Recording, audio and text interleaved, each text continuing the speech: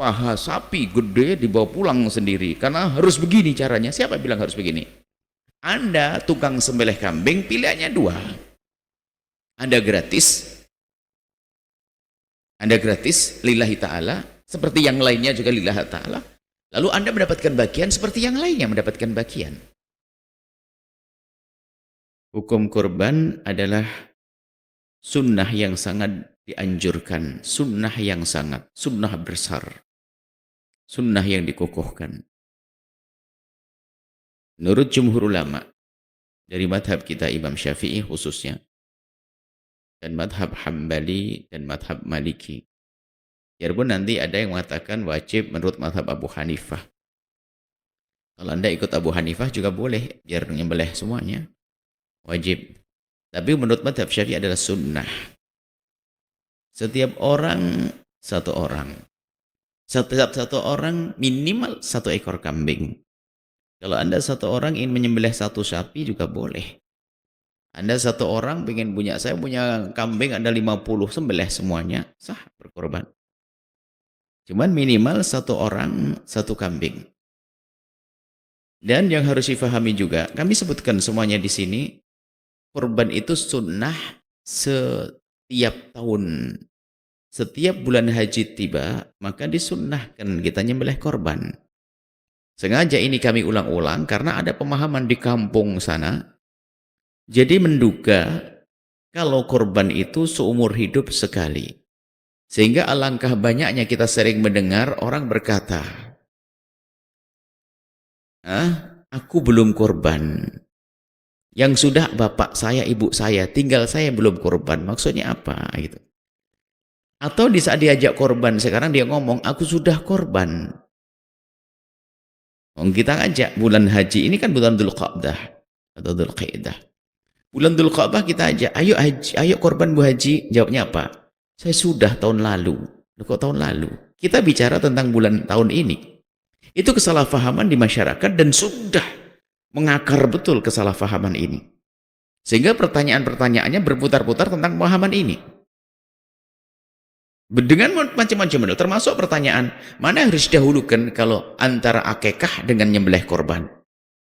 Berarti disamakan akekah seumur hidup sekali, nyembelih korban bukan seumur hidup sekali. Kalau Anda punya kambing satu, hari ini mau korban sekarang. Untuk Anda akekah bisa saja ditunda, bulan depan boleh kok. Jadi pertanyaan mana yang didahulukan antara korban dengan akekah, ini biasanya karena pemahaman bahwasanya dipikir korban seumur hidup sekali.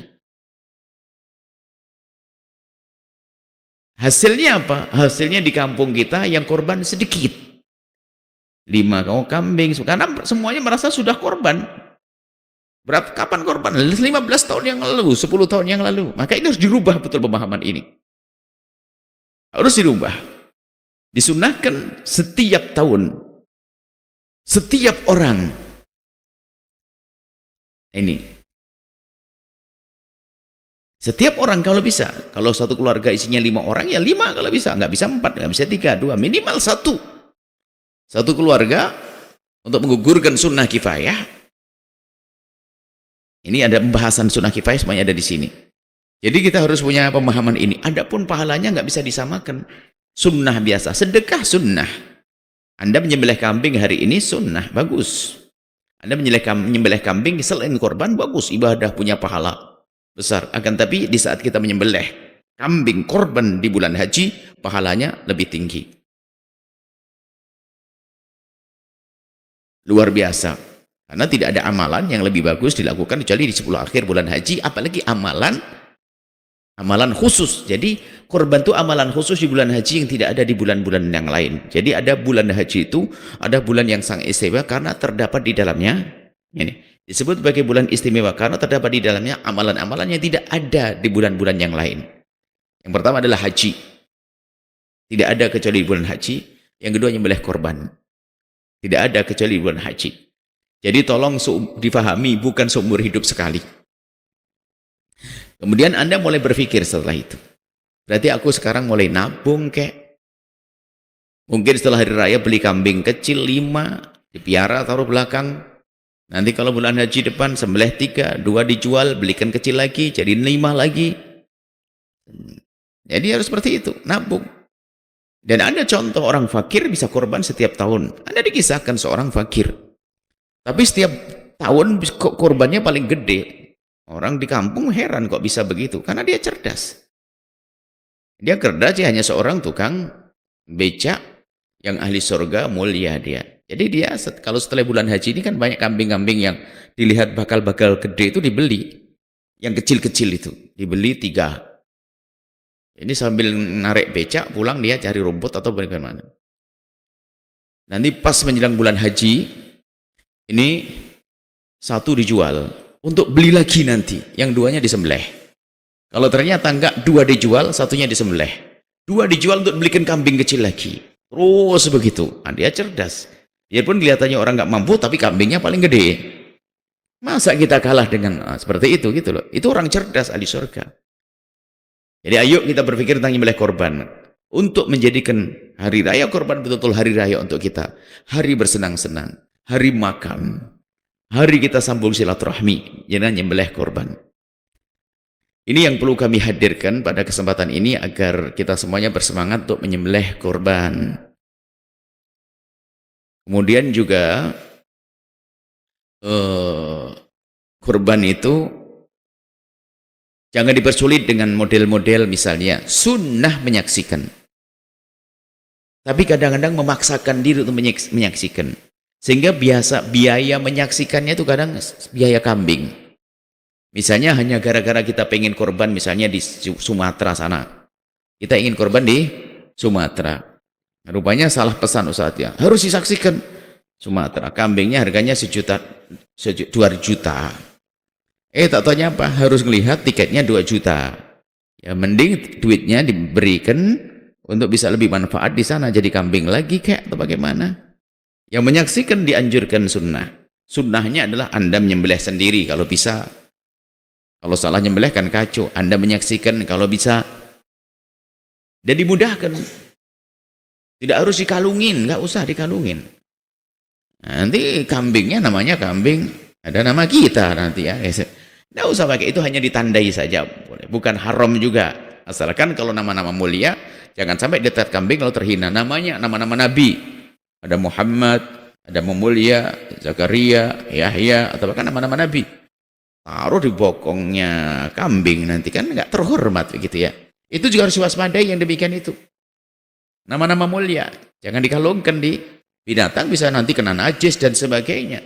Itu termasuk hal-hal, ini belum kami hadirkan di sini, sepertinya itu harus dimasukkan juga catatan-catatan hal-hal yang perlu diperhatikan. Jadi buku ini bakal berubah terus, nanti akan ada tambahannya. Ini catatan saya tambahkan ya.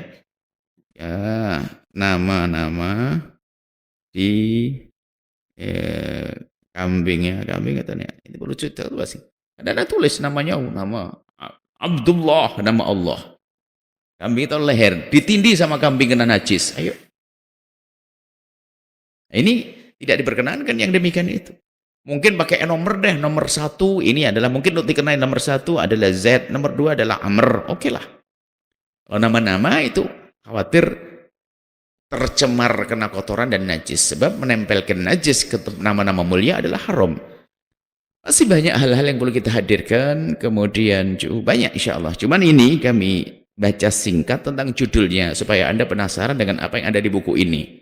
Kami sebutkan ini adalah hukum korban. Pendapat ulama tentang hukum korban, biar Anda tahu masa tentang hukum korban. Korban menurut kita sunnah, tapi kadang menjadi wajib karena nazar. Nanti ada keterangannya. Seorang yang akan berkorban adalah harus dia seorang muslim, ya, seorang muslim. Orang kafir nggak perlu dikorbanin misalnya. Kemudian nanti orang muslim yang berkorban, Anda ada catatan, merdeka, mampu dan seterusnya. Ada korban wajib, korban sunnah. Korban wajib karena nazar. Siapa yang boleh makan korban wajib nanti? Kalau korban sunnah dan siapa boleh? Dan siapa yang boleh menerima daging kambing, daging korban? Nah, yang perlu kami sampaikan ini, mungkin kami jelaskan. Daging korban kambing, kalau korban wajib, ini catatan, kalau korban wajib, keluarga yang menyembelih korban tidak boleh makan sedikit pun. Dan korban tidak akan menjadi wajib kecuali dinadarkan. Nadar, aku nadar tahun ini akan korban. Korbannya jadi wajib. atau aku telah menjadikan ini adalah kambing korban dengan niat begitu, maka dia akan menjadi nadar wajib. Lah kalau sudah korbannya wajib, maka keluarganya tidak boleh memakan. Keluarganya maksudnya siapapun yang di bawah naungannya yang korban, yang dinafkahi oleh yang korban, tidak boleh memakan dari kambing tersebut atau sapi tersebut.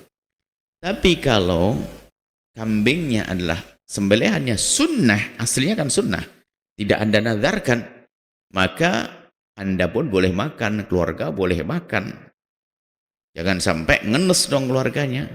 Bahkan bisa jadi Anda membagi sepertiga untuk dinikmati keluarga, sepertiga dipersiapkan masak untuk tamu, sepertiga dibagi.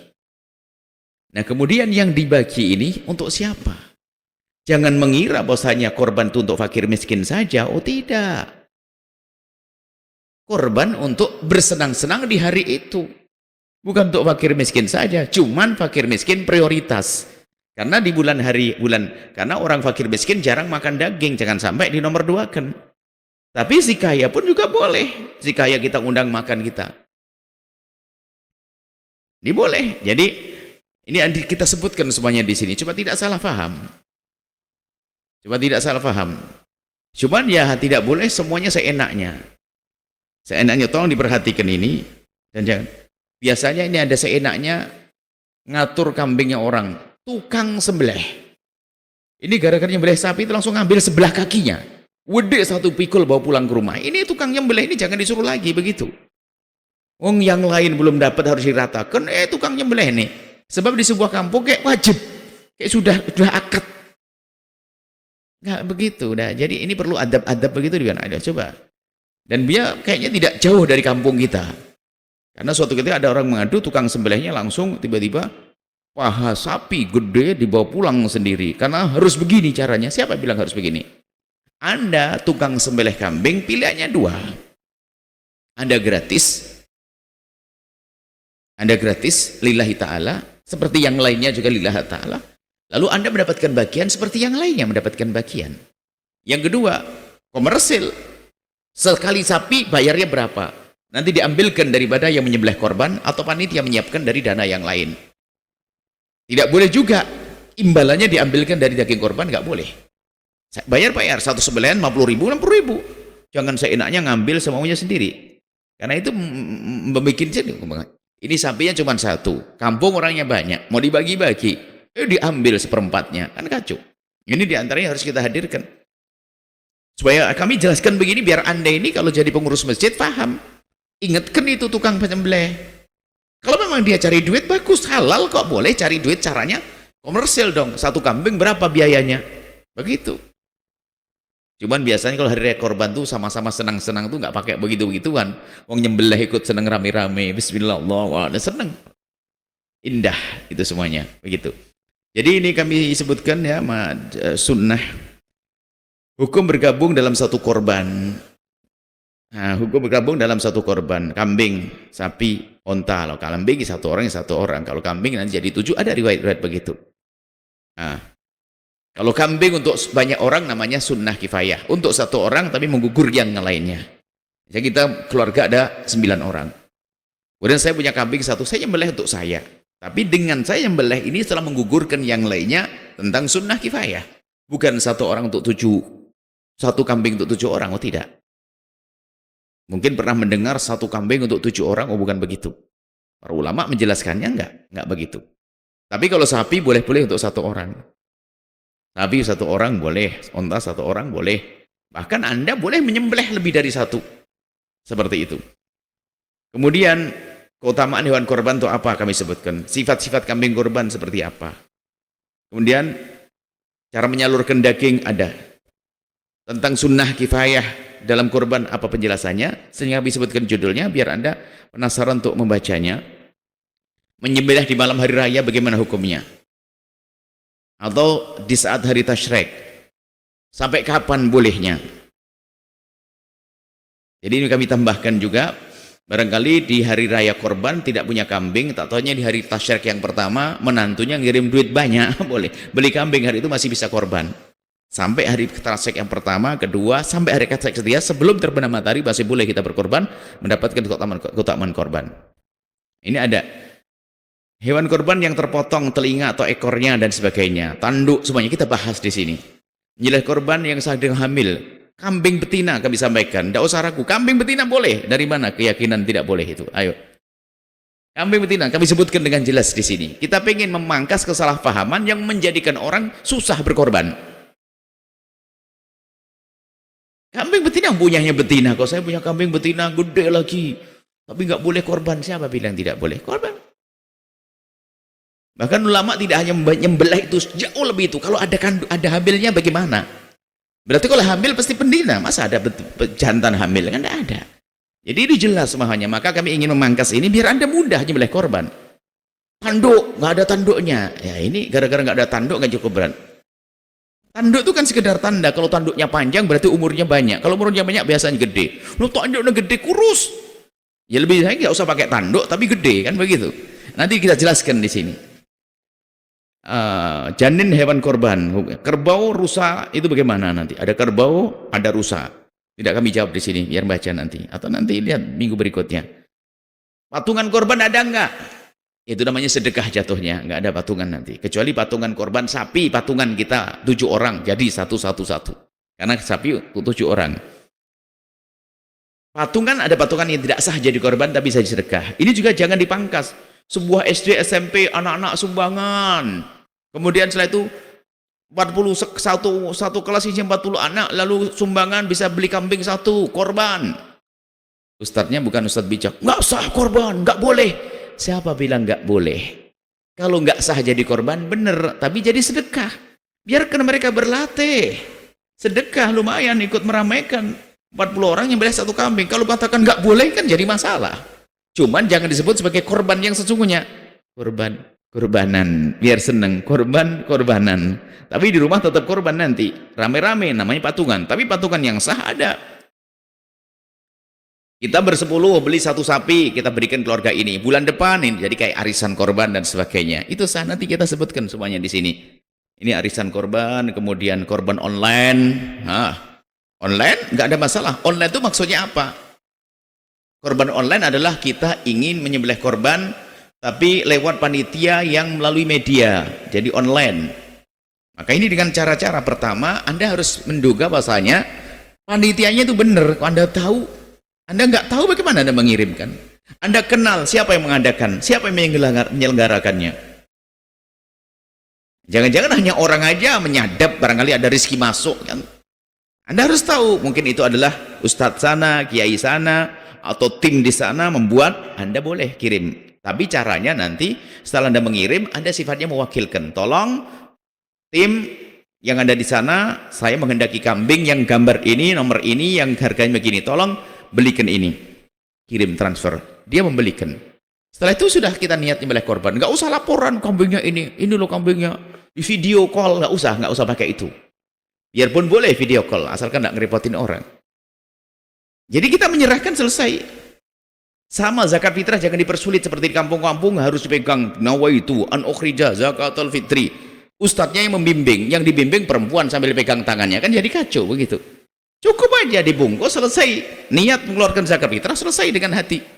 Jadi kita perlu memudahkan ibadah ini, jangan pakai sesuatu yang menjadi semuanya serba ruwet. Termasuk korban begini, biar mudah. Terus ini kami teruskan. Membagi korban untuk orang kafir bagaimana? Orang kafir ada kafir harbi, kafir dhimmi. Kalau kafir harbi jelas tidak boleh, kafir yang memerangi kita. Kafir dhimmi nanti ada pendapat. Imam Malik sangat mudah dalam hal ini. Sudahlah, kalau tetangga kita Nasrani, Hindu, Buddha, yang kita hidup baik dengan mereka, ikut madhab Imam Malik, ambilkan sepotong, sah menurut ini adalah untuk menjaga keindahan dalam bermasyarakat. Mudah sekali nanti.